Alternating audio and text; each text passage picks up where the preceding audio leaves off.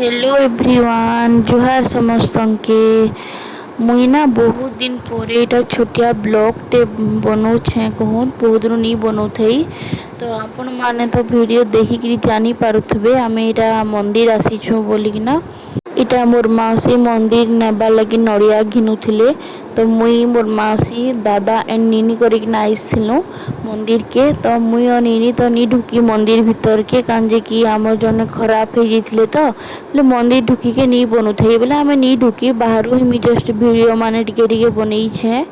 ई मंदिरटा ना सुंदरगढ़ सुनारीपड़ा ने अच्छे। ई मंदिर केन केन माने देखी छ कि आसी छ प्लीज कमेंट रे मते बताबो।